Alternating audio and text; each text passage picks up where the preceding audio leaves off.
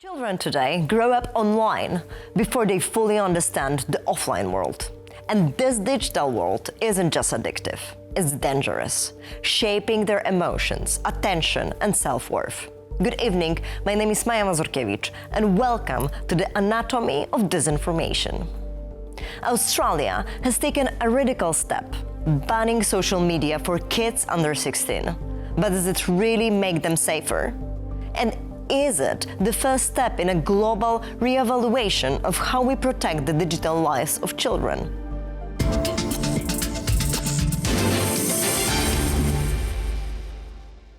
By introducing the ban, Australia made a bold decision. But now comes the hard question: is it actually working? And are all the platforms complying with the new regulations? To understand what pushed the country to act and what this decision could mean globally, we're joined by our guest. Terry Flew, Professor of Digital Communication and Culture and Co-Director of the Centre for AI, Trust and Governance at the University of Sydney. He is a Professor of Digital Communication and Culture and Co-Director of the Centre for AI, Trust and Governance at the University of Sydney. As a Laureate Fellow at the Australian Research Council, he researches trust in the digital age. Professor Flew is the author of books focused on the regulation and governance of digital platforms and the evolving digital media landscape. Terry, welcome, and thank you so much for joining us today at the show straight from Sydney. Thank you, Mia. Pleasure to be here. Well, we are having an important discussion today about the way how kids and young adults are using social media. And Australia is the first country that introduced the ban on social media for the kids under 16. How does it work now? Okay, well, the first thing I would say is that it's not, strictly speaking, a ban on all social media. It's a restriction on those under 16 holding accounts with 10 designated platforms, which are the major ones: Facebook, Instagram, TikTok, YouTube, which was introduced at a late stage.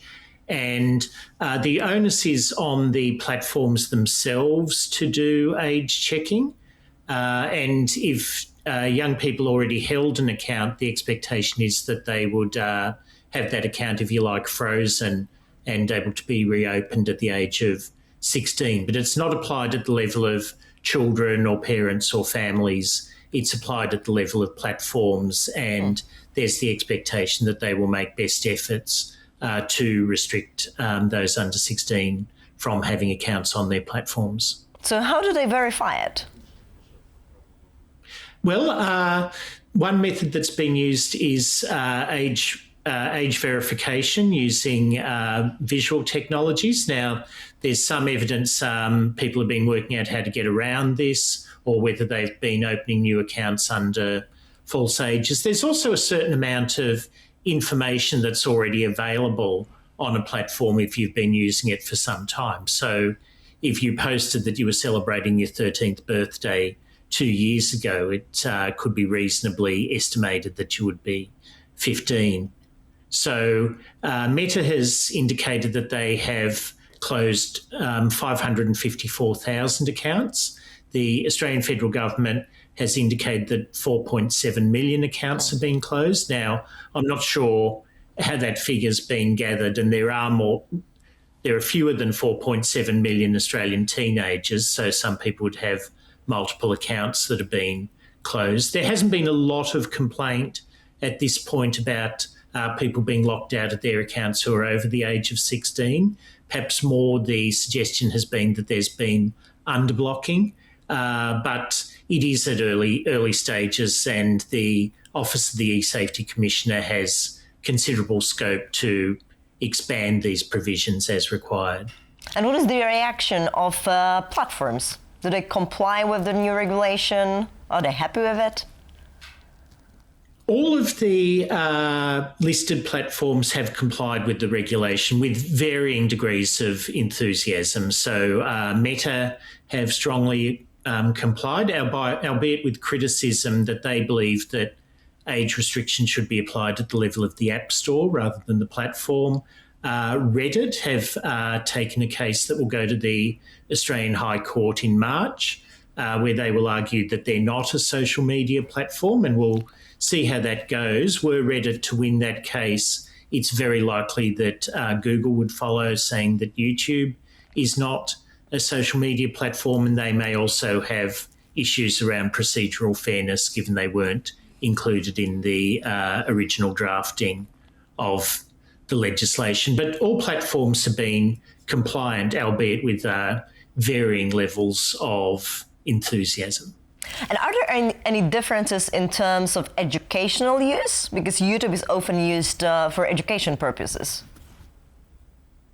Well, we'll wait and see on that. And there is an important point that, as I said earlier, there's no actual restriction on accessing YouTube, but it's rather on holding a YouTube account. And the intention there is to minimise the extent to which content is algorithmically driven. This may matter at the level of schools, but I think the government is working on the idea that one of the reasons for high levels of social media use is what's known as network effects, which is to say that in a given school, if all of your friends are on a particular platform, then you want to be on that platform. And if the number of your peers who are on a platform is diminishing, then you too may feel less onus to be on that platform. And I'm wondering what the citizens and the public opinion thinks about this restriction, as you said, not a ban. Mm-hmm.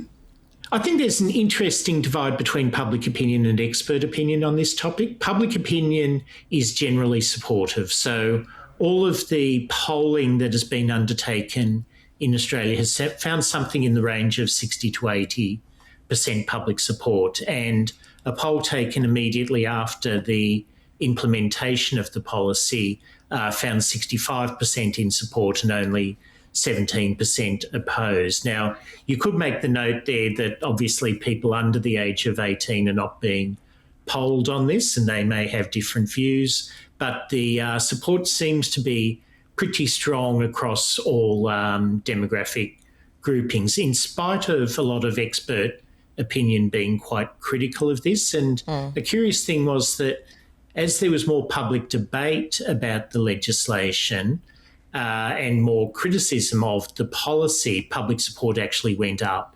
So I think there seems to be a pattern where at this point in time, the more people are actually thinking about this question, the more inclined they are to support the age restrictions.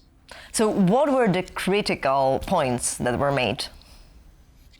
Yeah, the critical points have been that young people have positive uses of social media, that it enables them to form networks, that it may be particularly disadvantageous to groups who experience some form of isolation or disadvantage, whether they be children in country areas or LGBT youth.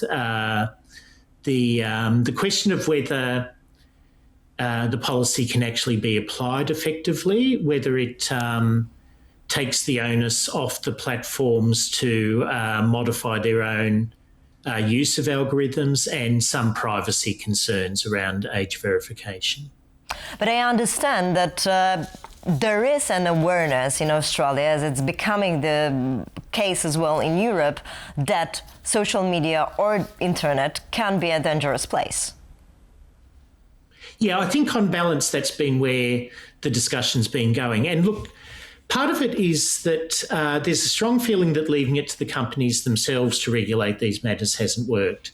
So platforms like Facebook and Instagram have had age restrictions for 20 years. So in principle, you weren't allowed to open an account on Facebook or Instagram if you were 13 or under. Now, everyone knows that that has been completely ignored for 20 years, and there's been virtually no attempt to implement it. So I think one of the reasons why this policy has had the level of public support that it has, even though it is very difficult to effectively implement, is the sense that leaving the onus on the platforms to manage these matters themselves simply hasn't worked, and is possibly becoming less effective as there's a very strong movement in the US against measures such as content moderation or trust and safety initiatives.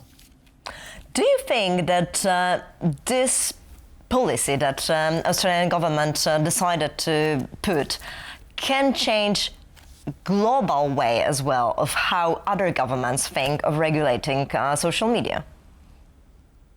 Well, Australia is a small country. It accounts for about 1.5% of all internet activity. So if the policy is not adopted anywhere other than Australia, it may be that it will come to be circumvented. But there's certainly discussion going on in a number of countries, of which I'm aware Poland is one, but also Denmark, France, the UK, New Zealand, Malaysia, Norway, and others around implementing similar measures. And also in the US, a number of states are seeking to apply measures of this sort.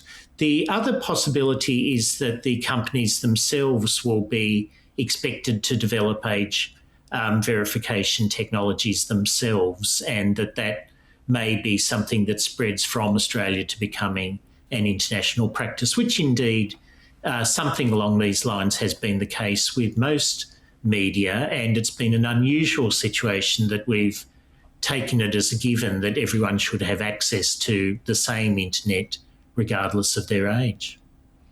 And I think that's a key. So asking again about the measures that platforms have taken, you said that there is a development of new technology. So they are using AI also to verify those accounts?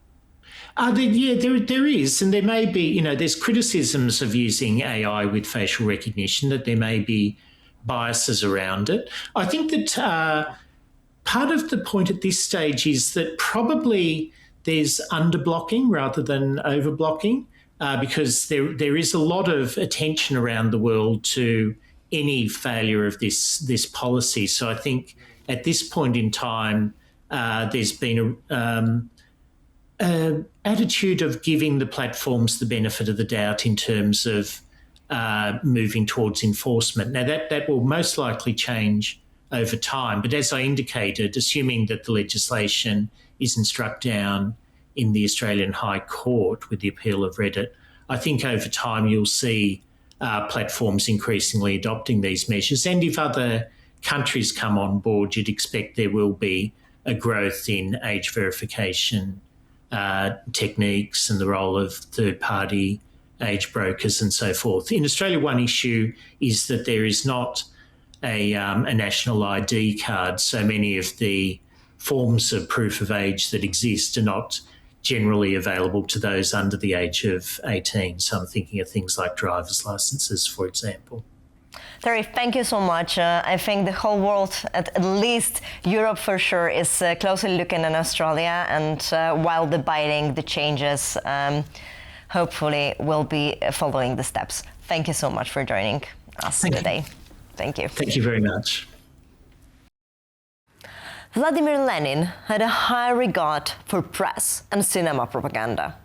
Now, in the 21st century, Russia is using a different medium to spread disinformation: computer games.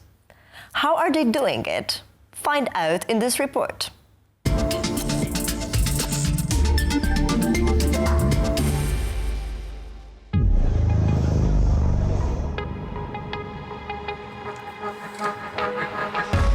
The gaming industry was worth an estimated $189 billion in 2025, with a year-on-year growth of 3.4%.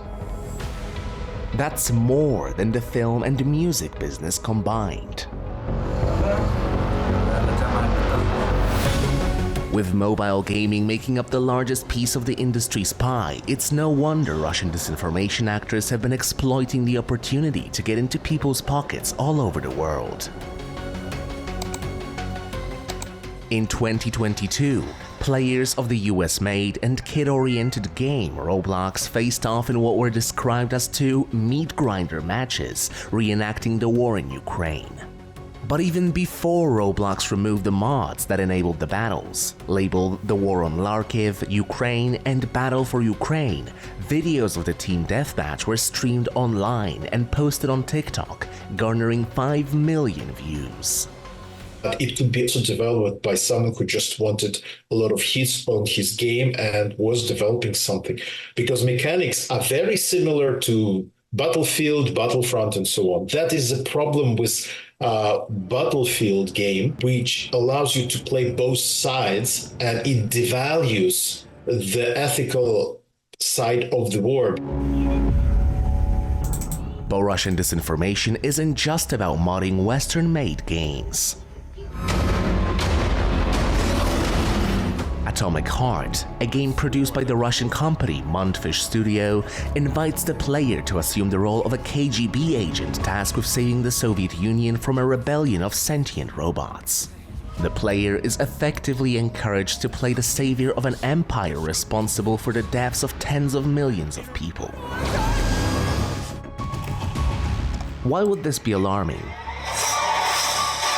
According to research by Sweden's Psychological Defense Agency, players can become completely engrossed in video games, to the point of identifying with the characters. That enables hostile actors to create a virtual world that is interactive and driven by a narrative or adventure that presents their worldview and ideology. In Atomic Heart, this is done through subtle micro-indoctrination and the fetishization of the USSR. For instance, the game's lore features the Kiev Polytechnic University as part of the Soviet Union. During the playthrough, the player hears the singing of the Russian tenor and ardent supporter of Moscow's war in Ukraine, Nikolai Baskov. Montfish's privacy policy is just as suspicious. The company initially said on its website that user data would be forwarded directly to the government of the Russian Federation and its Federal Security Service, the FSB. Shortly after the release of Atomic Heart on February 21, 2023, Montfish said that the privacy data policy was outdated and was later removed. That's just ridiculous. How many red flags are there? It's just fascinating. And how people turn their blind eye to it just deliberately. Because besides words of the founder that they're Cyprus company, nothing else indicates that they're Cyprus. On their webpage, when they hire someone, they actually state that they have offices in Moscow and St. Petersburg. While players have spent over 30 million cumulative hours in the game, Atomic Heart's message reaches far beyond the confines of the console. Millions more can easily be exposed to it by watching walkthroughs on YouTube.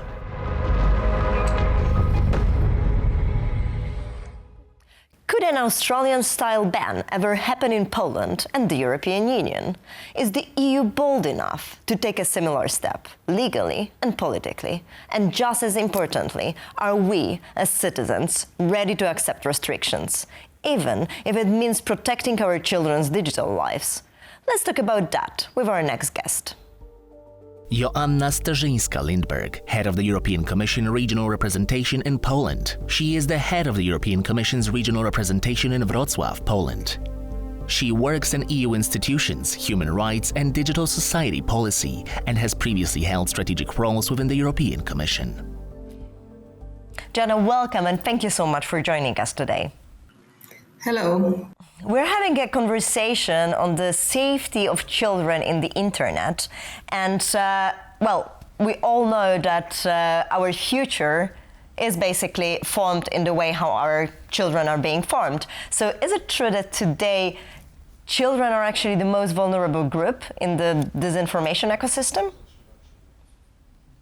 Well, I think that's a very interesting question because on one hand, we tend to see children as the most vulnerable by definition. On the other hand, they are the digital natives, way more than, for instance, my generation. And if one was to develop it further, we are, of course, under obligation to protect everyone under 18, and I think this is a very high standard in the European Union. And the European Commission has actually taken significant steps to protect minors online through its policies and programs since the beginning of the internet, so since 2-3 decades. So what are those steps? Because everyone are talking right now about the ban or restriction in Australia. Yes, Australia has undertaken quite, I would say, extensive legal steps to restrict access as a definition. But European countries have also their initiatives in that area. The first thing maybe that I would like to mention is that if you look at certain member states, there has been the ban of mobile phones in schools. Which is of course by extension also the limitation of use of social media. So for instance, France has introduced a total ban of mobile phones in schools, and it's a school that is a whole day school. So that's already a significant part of a young person's life that cannot be lived online, so to speak. So that is one example. So until the age of 13, 14, you actually can't open your phone the whole day. And on the other side of the spectrum, there are, of course, countries which consider such bans too restrictive, restricting civil freedoms, censorship is also a word that appears. And the European Commission has issued guidelines, for instance, how youth should be protected online, and also is in a dialogue with industry, and of course runs the program Better Internet for Kids, which works across the European Union for initiatives in each member state, and with each member state specificity to protect minors. We are having right now a lot of conversation. There was a DSA and DMA acts that are also referring to regulating internet. Like in Poland, there was a veto of the president, but in some of the countries it's already working. Do you think that those regulations also should be strengthened on the European level in terms of the minors or the kids under 16 or 18 or 15, or they should be rather on the level of the countries? I think that it has been always a very fruitful approach by the European Commission to, on one hand, to create a network of cooperating national agencies. In Poland, it's for instance, NASK, to solve problems on local level. Of course, there is international cooperation, again, on this illegal side of the internet, yes. So, for instance, if we compare access to the so-called child pornography, you need police cooperation across member states, yes, or even globally, and this is a restrictive way of cooperating, and involves legal acts. It involves police, law enforcement, judicial procedures. So that's one thing. But so there you need a certain level of harmonization.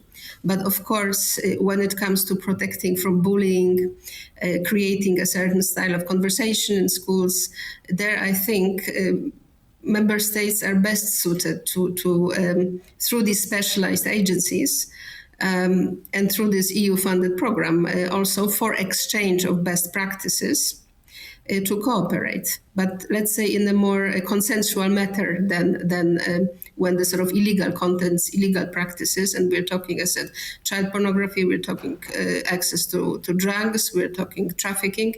So there, more decisive actions need to be taken than, for instance, as regards conversations on social media or a culture of exchanges.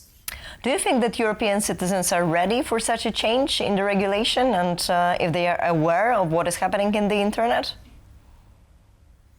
I think that with time, it's not the first generation of digital natives, actually.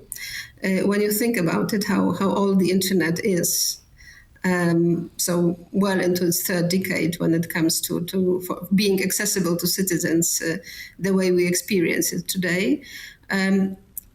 And the way, as I was saying earlier, if you have restrictions in the offline world, in the real world, let's call it like this, you should also have some restrictions in the online world. And for instance, what I would quote here is, as we spoke before, is access to games. Yes, we wouldn't let a 12-year-old into some kind of shady games place, and you also would not like the 12-year-old in the real world, and also you wouldn't like to have it in the online world. So I think there is a certain understanding growing that these two worlds should not be separated, that certain rules should apply in both.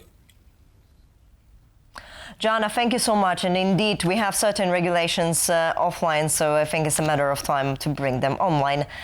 Thank you for an interesting discussion. Thank you very much.